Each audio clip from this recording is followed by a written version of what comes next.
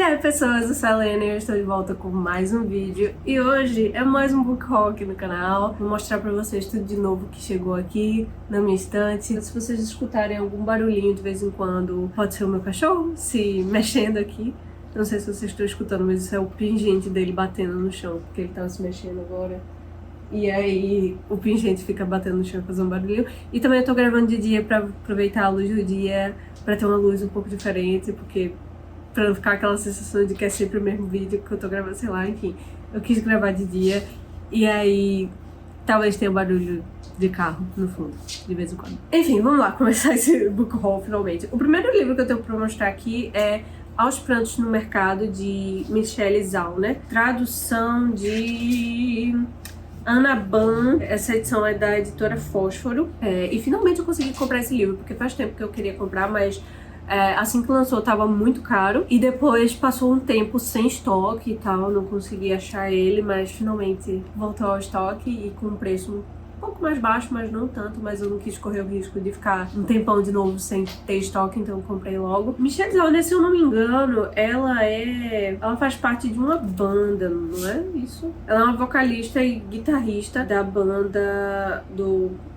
não é uma banda, projeto solo, Japanese Breakfast. Eu nunca escutei a música dela, não vou mentir, eu não comprei por ser uma fã dela, eu comprei mais por todo mundo tá elogiando esse livro de memórias dela, tá? Porque isso daqui é um livro de memórias, ela vai contar sobre o relacionamento dela com a mãe dela, porque a mãe dela morreu, então eu acho que ela vai falar um pouco sobre o processo de luto dela e nesse processo falar sobre lembranças com a mãe dela. E principalmente a relação entre elas duas através da comida, por isso que tem esse título, né, com mercado, e aqui os desenhos de comida, é lindo, inclusive, essa arte. Então eu fiquei bem curiosa pra ver isso, porque eu adoro comida, gente, e comida realmente é uma coisa muito sentimental, né, pra mim. Eu sei que nem pra todo mundo mas pra mim também é. Então eu fiquei bem interessada em ver, e tava todo mundo elogiando assim a escrita e tal, e como era lindo e mais triste. Então eu fiquei muito curiosa pra ler o livro. É isso.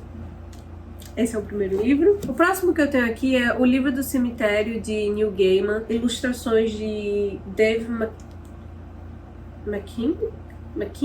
Tradução de Rita Vinagre. Desculpa, Rita, é porque é bem engraçado esse nome, né? Rita Vinagre, edição da Roupa. Esse livro aqui, a capa é até legal, mas assim, esse material da capa eu detesto. Olha o barulho, ó. Eu detesto, fica todo cheio de coisa de dedo. Não gosto desse material. Acho meio irritante o barulho que ele faz também.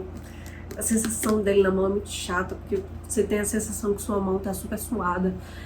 Mas enfim, esse livro aqui, se eu não me engano, é infanto-juvenil. E eu fiquei bem curiosa pra ler, porque, de novo, Emma, a booktuber canadense que eu acompanho, leu esse livro e ela falou muito, muito bem desse livro quando ela leu. E aí eu fiquei bem curiosa, mas aí eu sempre deixava pra depois pra comprar, e aí finalmente comprei. Aqui a gente vai acompanhar um menino que ele é criado por... Tem um cachorro na rua latino. É criado por vários fantasmas de um cemitério. Acho que por isso que o nome é O Livro do Cemitério. Eu não sei se há algum outro motivo pra ser esse nome. Mas aí, só que o engraçado é que parece que esses fantasmas são fantasmas de, assim, 1800, sabe? Os fantasmas, assim, de épocas bem mais antigas. E aí, como a criação dele por esses fantasmas vai afetar ele no mundo moderno, sabe? Então, parece bem interessante, bem divertidinho. Eu tô bem curiosa pra ler. E, enfim, é isso. E a diagramação é maravilhosa. De fato, é um pouco perto demais aqui da parte aqui do meio, o que incomoda, porque esse livro não é exatamente super maleável pra você conseguir abrir, mesmo abrindo assim, ó, tá vendo? Ficando muito perto, me dá uma agonia profunda. Mas tirando isso, a fonte é ótima, o espaçamento maravilhoso, parece ser bem confortável de ler nesse sentido, então é isso. O próximo livro que eu tenho aqui é de Octavia E. Butler, Semente Originária, que é o primeiro volume da série O Padronista. A tradução dessa edição aqui é de Essi Regina Candiani, edição da editora Morro Branco, e veio com marca-página, acabei de descobrir, eu não tinha visto. Eu tava querendo comprar um livro dela há um tempo já, porque, enfim, é Octavia Butler. Todo mundo ama, enfim, né? Eu não preciso nem explicar quem ela é. Mas assim, eu não sabia por qual começar, então eu sempre acabava adiando a compra de algum livro dela, porque eu sempre ficava, eu não sei por onde eu começo, são tantas opções interessantes. Mas quando eu vi esse livro aqui, eu sabia que tinha que começar por ele, eu espero gostar muito, porque assim, a sinopse me interessou muito, muito, muito, muito, muito mesmo. Porque basicamente o que acontece aqui são dois imortais se encontram em uma floresta africana. Um deles é uma curandeira que consegue mudar de aparência e usa a sabedoria que ela adquiriu ao longo dos séculos para ajudar as pessoas. E o outro é um cara que consegue mudar de corpo quando o dele já tá esgotado, né? E aí, ao longo de séculos, se trava uma guerra entre eles, porque ele, se eu não me engano, ele quer meio que controlar a linhagem de descendentes dela e ela não vai deixar isso acontecer. E ele também meio que tem um projeto de reprodução seletiva com o intuito de criar seres sobre-humanos, né? Uma linhagem de seres sobre-humanos. O próximo que eu tenho aqui é um nacional, Solitária, de Eliana Alves Cruz, edição da Companhia das Letras. E aqui eu sei que acontece um crime horrendo e que meio que se há o risco de se assim, jogar pra debaixo do tapete, sabe? E aí, se eu não me engano, vai se ter uma conversa sobre isso, sobre como esse crime não pode ser jogado pra debaixo do tapete de forma alguma. E também uma conversa sobre classe no Brasil, principalmente sobre a relação das empregadas domésticas com os seus empregadores, né? Como provavelmente, eu não sei como vai ser tratado exatamente isso, mas como... Porque a gente sabe que assim, né, a questão do trabalho doméstico ainda tem que ser bem estudado e ainda está muito atrelado à relação da escravidão e tal, porque até hoje a gente vê muitos casos de empregadas domésticas que são escravizadas, né? Que vivem num regime de trabalho assim. Então eu acho que vai ser uma conversa bem interessante sobre isso. Eu não sei quanto do crime vai ser fundamental nessa história, nem exatamente que crime é, mas eu vi muita gente falando muito bem, principalmente sobre essa questão, esse comentário social, especificamente do Brasil. É um assunto que eu acho bem importante a gente conversar sobre, então eu fiquei bem curiosa para ler o livro. Eu espero realmente gostar muito. Enfim, o próximo que eu tenho aqui é Relatos de um Gato Viajante, de Hiro Arikawa, tradução de Rita Cole. Essa edição aqui é da Alfaguara. E aqui a gente tem um gato e seu tutor, e aí esse gato é adotado pelo tutor, mas depois de alguns anos com esse tutor não pode mais tomar conta dele, e aí não parece que se há esse mistério de por que o tutor não pode mais ficar com o gato, e aí eles dois partem numa viagem, porque esse tutor vai tentando achar amigos dele de confiança pra poder ficar com o gato, cuidar do gato, e ele ter a certeza que o gato vai ser bem tratado. Mas é isso, eu vi gente chorando bastante por causa desse livro. Eu tô com um pouco de medo, porque eu acho que eu vou chorar muito, mas também parece ser uma história triste e bonita ao mesmo tempo, eu não sei. Eu só fiquei extremamente interessada, porque, enfim, é sobre a relação de um gatinho e o seu tutor, tipo assim... Esse é o livro. O próximo que eu tenho aqui é Autobiografia do Vermelho, de Anne Carson, tradução de Ismar Tirelli Neto, edição da Editora 34. Acho que dá pra ver, né? A gente sempre reconhece bem facilmente as edições da Editora 34. Eu fiquei bem curiosa pra ler, porque isso daqui é um romance em versos, como diz aqui. E aqui ela vai recriar um mito grego que eu confesso que eu não conheço. Eu vou ter que ler antes um pouco sobre esse mito pra depois poder ler esse livro daqui, pra poder apreciar mais, eu acho, talvez, não sei. Mas eu fiquei bem curiosa pra ler por causa, de novo, do que Amy falou no canal dela. Amy, no caso, Emma, né? É porque o canal, o nome é Amy, mas ela sempre diz que o nome dela é Emma, então enfim. E engraçado, eu me toquei quando eu tava organizando os livros pra esse book haul, principalmente porque esse próximo livro também foi... eu também comprei por causa de outra Emma que eu assisto, mas aí no caso ela não diz que o nome dela é Emma, ela se chama Emily, né? Porque geralmente Emma é o apelido de Emily, eu não tenho certeza se a Emma é Emily mesmo, mas enfim, os nomes são parecidos e as duas são canadenses. Enfim, por causa dessa outra Emily, essa outra book canadense, eu acabei comprando Eu Que Nunca Conheci os Homens, de Jacqueline Hapman, eu não sei como é que se pronuncia, porque ela é francesa, eu acho, porque não, ela é belga, de origem judaica, mas é porque o livro, se eu não me engano, foi escrito originalmente em francês. E, de novo, vem com marca-página e eu não sabia. Eu não sei que livro é esse, mas eu vou procurar. Mas, enfim, eu fiquei bem interessada nesse livro aqui. Eu não disse quem é a tradutora ou tradutor. É a tradução de Diego Grando, da Dublinense. Fiquei bem interessada em ler esse livro daqui, porque o que acontece é que muitas mulheres, são 40 mulheres, elas ficam presas em uma jaula, vigiadas o tempo todo, elas não podem conversar entre si. E aí, do nada, acontece alguma coisa, os guardas fogem e aí elas conseguem sair da prisão delas. Vai ser elas tentando entender o mundo e como se relacionar com o mundo e...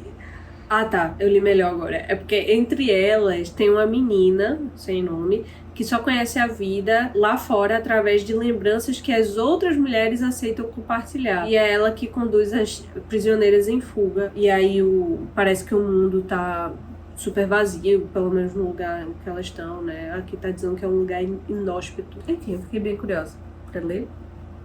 Eu espero gostar. O próximo que eu tenho aqui é Pedro Páramo, de Juan Rulfo. Essa edição aqui é da José Olimpo, tradução de Eri Nepomuceno. Espero que eu tenha pronunciado corretamente. E eu comprei esse livro porque eu quero muito começar a ler realismo mágico, mas eu não sabia por onde começar. Eu tenho aqui um livro de Gabriel Garcia Marques, que é 100 Anos de Solidão, o que eu tenho, mas eu não consegui passar muito do início. Um dia talvez eu dê outra chance, mas pra mim foi muito difícil por causa de como ele descreve algumas coisas. Eu fiquei meio... Mas vamos ver, talvez um dia eu consiga ler. Mas aí então eu peguei esse, que é mais curtinho e também tem uma história que me interessa bastante. Eu fiquei bem curiosa porque aqui o protagonista aqui do livro, ele promete à mãe, antes dela morrer, que ele, depois que ela morrer, vai encontrar o pai dele, que é Pedro Páramo. Só que aí quando ele vai pra cidade onde dizem que o pai dele mora, ele encontra um local inóspito. Nossa, de novo essa palavra. Mas enfim, aí eu não sei exatamente o que é que vai acontecer, eu só sei disso e foi suficiente pra despertar minha curiosidade, também porque é realismo mágico e eu quero começar a ler realismo mágico, então é isso. E o próximo clássico que eu tenho aqui é O Apanhador no Campo de Centeio, de J.D. Salinger. É Salinger ou Salinger? Eu acho que é Salinger, né? E aqui a gente vai acompanhar um garoto chato que muda muito de escola e eu não sei mais exatamente o que é, eu não lembro mais. E aqui, como vocês podem ver,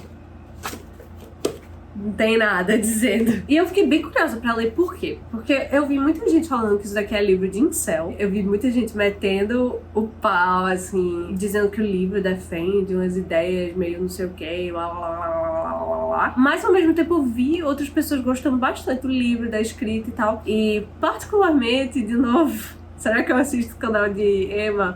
Mas ela leu esse livro recentemente e ela tava falando como ela tava achando interessante a escrita em si. Pelo que ela falou, eu acho que esse é um dos casos que a gente tem que separar narrador do autor, sabe? Essa coisa assim, porque parece que a intenção do livro é realmente o menino ser um babaca. E aí a gente acompanhar ele. Eu não sei se é exatamente o estudo de personagem ou o estudo de caso, enfim. Mas aí eu fiquei bem curiosa pra ler, porque eu quero saber o que é que eu, particularmente, vou achar, né? Porque parece ser uma coisa muito pessoal, assim, de como você vai levar esse livro. Eu esqueci de falar, né? A tradução é de Caetano W. Galindo, edição da Todavia. Então agora vamos para 2 livros que eu tô muito feliz de estar adicionando na minha coleção. Os 2 de Saramago, infelizmente não nas edições antigas, que são as que eu mais gosto dele. Mas eu acho, sinceramente, que eu não vou conseguir mais achar os livros dele, pelo menos novos, nas edições antigas. Pelo menos os que faltam na minha estante, alguns que eu já tenho, ainda dá pra encontrar nas edições antigas. Mas os que eu não tenho, realmente, não tem como mais. E aí eu tô esperando sair nas edições novas pra poder comprar. Na vida que vai sair, eu não vou comprando nessas edições novas, já que não tem mais como conseguir nas antigas. Mas enfim, 2 livros que eu não tinha, que eu tava esperando sair nas edições novas e finalmente apareceram em estoque, são os Cadernos de Lanzarote. e 2. Esses 2 livros aqui são diários dele, né? Esse daqui, o primeiro é de 93 a 95 e o segundo é de 96 a 97. Ah, interessante, eu não sabia, não. Que essa edição aqui corresponde aos volumes 1, 2 e 3 da edição portuguesa.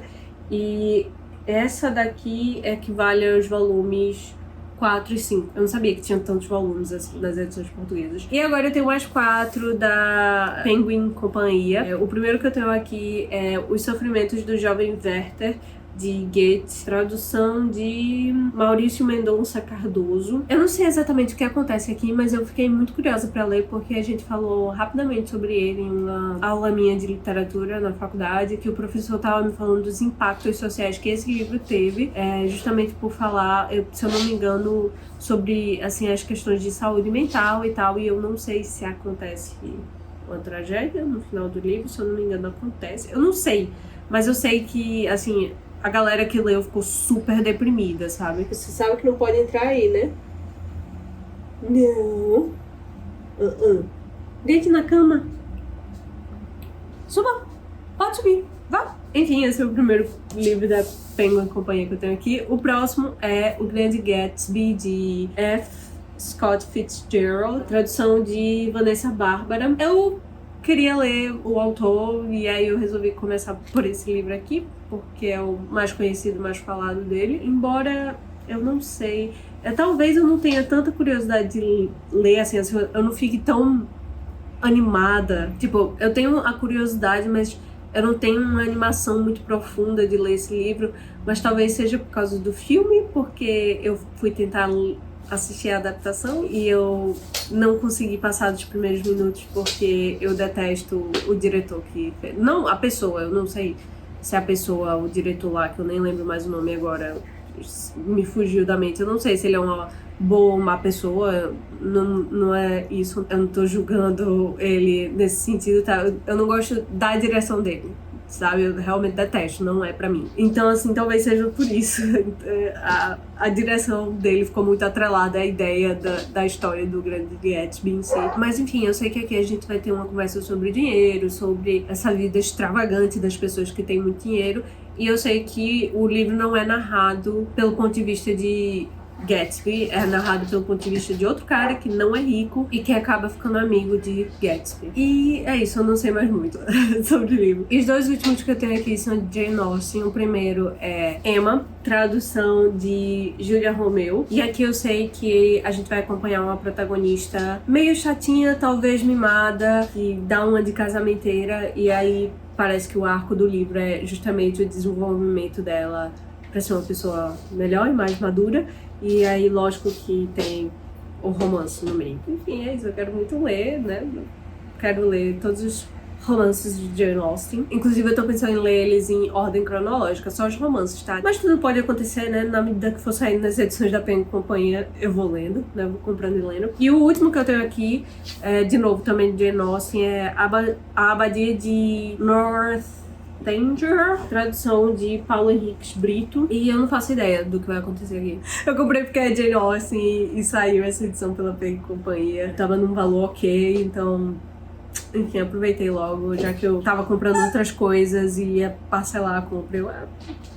Uma breve interrupção aqui, porque no meio da edição desse vídeo chegaram outros livros que eu comprei, então eu queria logo mostrar pra vocês, porque, enfim, eu ainda tô editando o vídeo, então dá tempo de mostrar.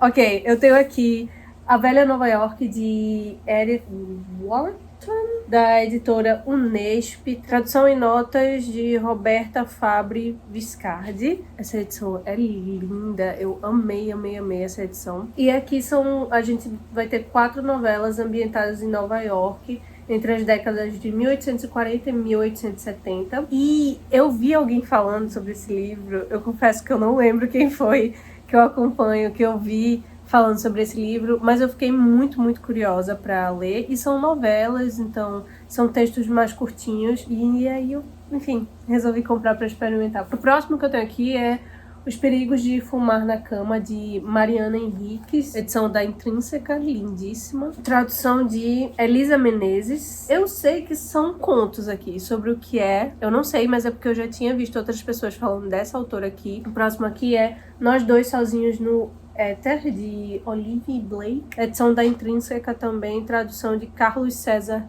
da Silva. Eu, na verdade, queria comprar esse livro em inglês, mas estava bem salgadinho o preço. E aí, entre comprar o e-book em inglês, salgadinho, e a edição em português, eu acabei comprando a edição em português. Eu realmente confesso que eu não lembro sobre o que é esse livro.